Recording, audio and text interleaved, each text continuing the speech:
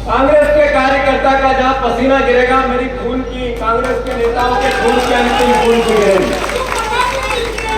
साथियों, एक शेर था कुछ दिनों पहले जब सरकार गिरी थी, तब आया था सामने, वसूलों पे आंच आए तो टकराना जरूरी है, और जिंदा है तो जिंदा रहना, अरे जिंदा है तो जिंदा नजर आना जरूरी है। माननीय ज्योतिरादित्य सिंधिया जी ने ये घमंड से शायरी की थी। उन्होंने भी इस पूरी घटना के बाद वक्तव्य दिया, कितना घृणित काम किया है हिंदू पटवारी ने। उन्होंने कहा कि इतनी निंदनीय काम कांग्रेस के अध्यक्ष ने किया, समाज में विघटन पैदा करने का कृत्य किया। शर्म आनी चाहिए ज्योतिरादित्य जी आपको। आप यहां से सांसद हैं, आपकी ये जनता है, आप यहाँ के जनसेवक हैं।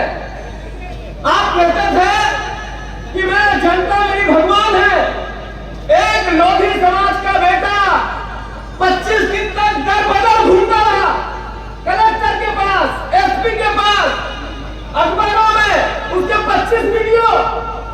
आरोप क्या था, गुहार क्या थी कि मुझे मारा गया, मेरी मोटरसाइकिल छीनी गई, मुझे भटका गया, मुझे मेला खिलाया गया। दोनों भाई, उसकी मां पुलिस वालों के सामने, एसपी के सामने गुहार लगा रहे। 300 किलोमीटर 25 दिन तक जब न्याय नहीं मिला तो उठा है। उसने मेरे से बात की, मैंने उससे पूछकर वीडियो वायरल किया। उद्देश्य क्या था कि सरकार को इस पीड़ित व्यक्ति की पीड़ा का पता चले। मैं पहले जिंदगी में लोधी जी से नहीं मिला, गजराज से, उसके भाई से कभी नहीं मिला, उसके बाद भी नहीं मिला। जितनी देर वीडियो उतनी देर की मेरी मुलाकात। मैंने कलेक्टर से जब बात की तो उनसे पूछ के स्पीकर चालू किया। मैंने वीडियो सोशल मीडिया पर डाला तो उस बच्चा, बालिग बच्चा था, उससे पूछ के डाला। कोई गलती की मैंने? एक बार फिर से बताओ, कोई गलती की मैंने? ये FIR 1 नहीं 100 करो, 1 नहीं 1000 करो। कांग्रेस पार्टी का एक कार्यकर्ता एक कदम भी पीछे नहीं हटेगा। ये लड़ाई मुझ पर FIR की है ही नहीं। ये लड़ाई है राहुल गांधी के उस विचार की, जहां दलितों के साथ, शोषितों के साथ अन्याय अत्याचार होगा। कांग्रेस का कार्यकर्ता अपनी जान लड़ा देगा। सही है कि गलत? अब बात आई उमा भारती जी, लोधी जी की, हमारे प्रहलाद पटेल जी।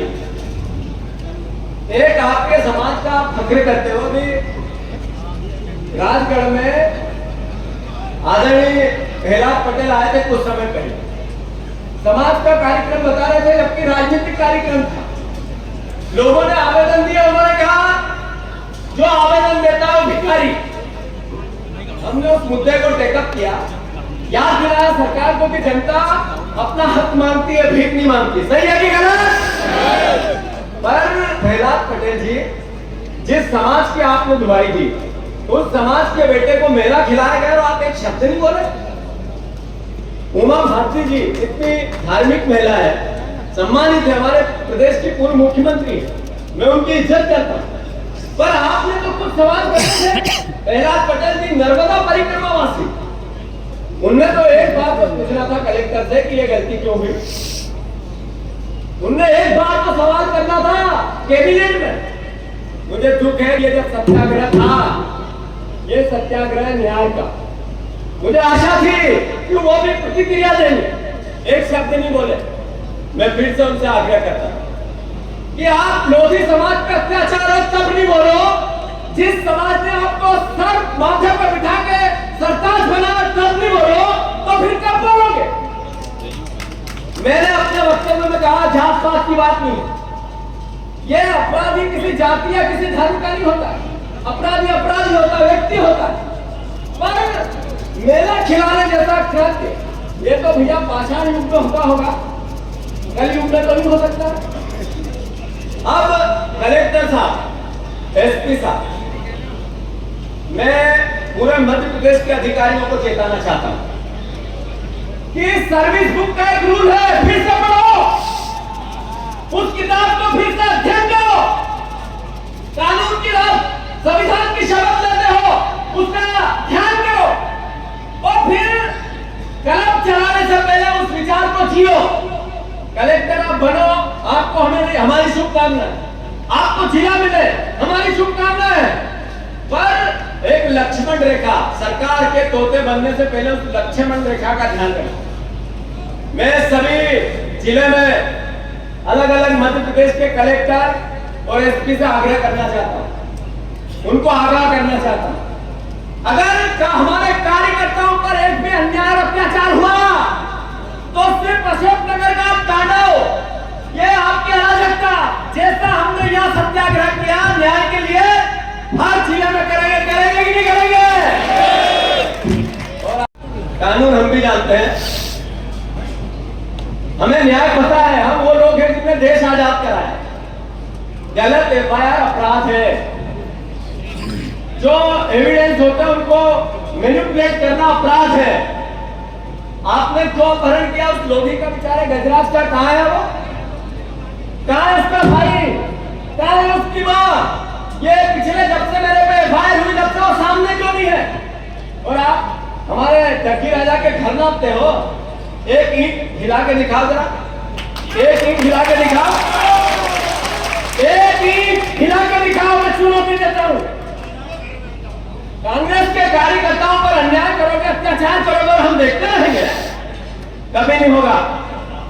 मैं फिर से, मेरा आरोप है सरकार के सानिध्य में मोहन यादव के निर्देश पे, मोहन यादव का निर्देश क्यों बोल रहा हूं, अभी सर के कलेक्टर और एसपी की कॉन्फ्रेंस हुई, वीडियो कॉन्फ्रेंस, उसमें मुख्यमंत्री जी कहते हैं आप कांग्रेस के नेताओं की सुनो ही मत, मिलो ही मत तुमसे। ये मुख्यमंत्री का दायित्व है।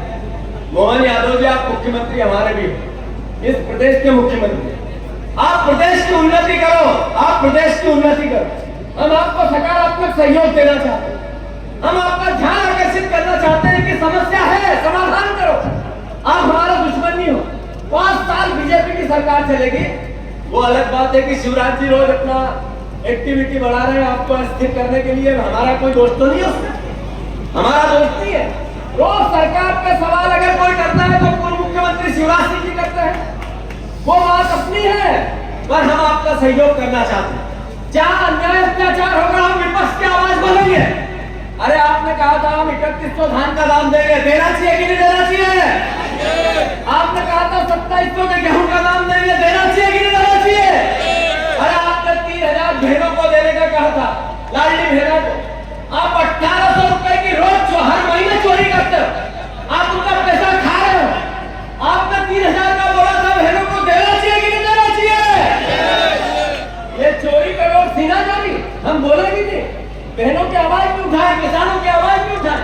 कहा है 2.5 लाख नौकरियां, कहा है 450 का गैस सिलेंडर। मैं आग्रह करना चाहता हूं आप सबसे कि ये लड़ाई जीतू पटवारी की एफआईआर की नहीं है, ये लड़ाई है गरीब के अन्याय और अत्याचार, ये लड़ाई है किसान के हक और अधिकार की।